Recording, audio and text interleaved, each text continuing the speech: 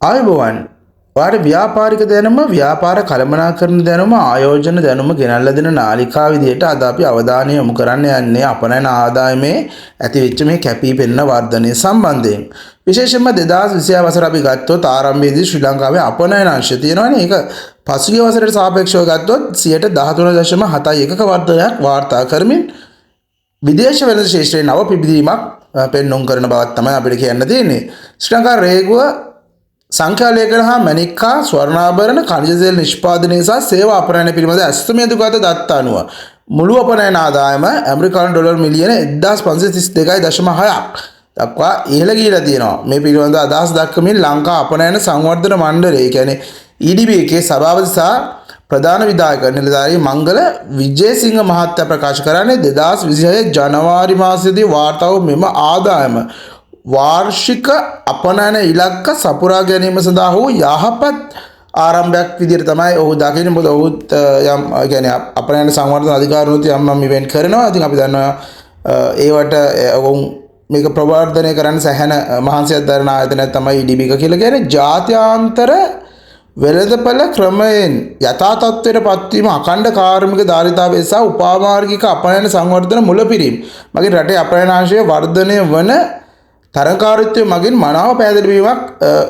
තියෙනවා කියලා තමයි ඔහු සඳහන් කරන්නේ. කියන්නේ ඔහු කියන්නේ මේ අතරම ලංකාව අපනයන ශාස්ත්‍රයේදී වර්ධනයක් ලබා ගන්න නිසි වැඩපිළිවෙලක් තියෙන බවක් තමයි. මොකද කාර්මික ධාරිතාවය සහ උපායමාර්ගික අපනයන සංවර්ධන මුලපිරීම මගින් රටේ අපනයන අංශයේ වර්ධනයක් ඇති කර ගන්න පුළුවන් කියන තමයි කියන්නේ. ඉතින් අපිට අතරම කොහොමද එක්ස්පෝර්ට් මාකට් එක බලන්න ඕන මොන අංශද මොන රටවල් වලට අපි අපනයනය කරන්න පුළුවන්.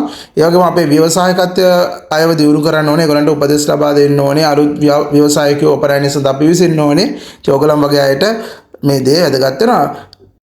ඒ වගේම මේ විශේෂයෙන්ම 2026 වසරේදී වෙළඳපොළ විවිධාංගීකරණය වගේ දේවල් යගම ප්‍රතිපත්තිමය සහයෝගය වගේ දේවල් අපි හරියට කරොත් මේ වගේ දේවල් කරොත් අපිට පුළුවන් අපිට වෙළඳපොළ ජය ගන්න. විශේෂයෙන්ම අලුත් ව්‍යවසායකයන්ට මේ වෙළඳපොළට පැමිණෙන්න, නව වෙළඳපොළ කරා යන්න, අපේ ඉලක්ක සපුරා ගන්න. විශේෂයෙන්ම ස්පයිසස් සෙක්ටර් එක කියන්නේ අපි කුෂිකාර්මික නිෂ්පාදනය වෙන්න පුළුවන්. එහෙම නැත්නම් වෙන අනිකුත් අංශ වෙන්න පුළුවන්. ඔය ඇඟලුම් වගේ ශේෂ්ත්‍ර වෙන්න පුළුවන්.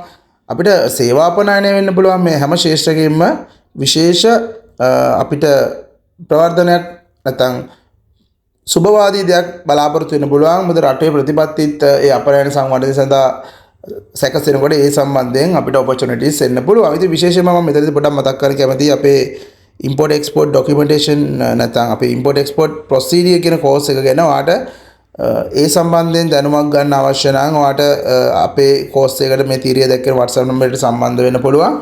එලා අපේ කෝස් එක ෆලෝ කරලා ඔයාට මේ ආනයන අපනයන සම්බන්ධයෙන් පරිපූර්ණ දැනුමක් ලබාගෙන ඔයාගේ ව්‍යාපාර ශාස්ත්‍රයේ සාර්ථක වෙන්න පුළුවන්. ඉතින් මේකද අපි සැහැණ දේවල් කතා කරනවා.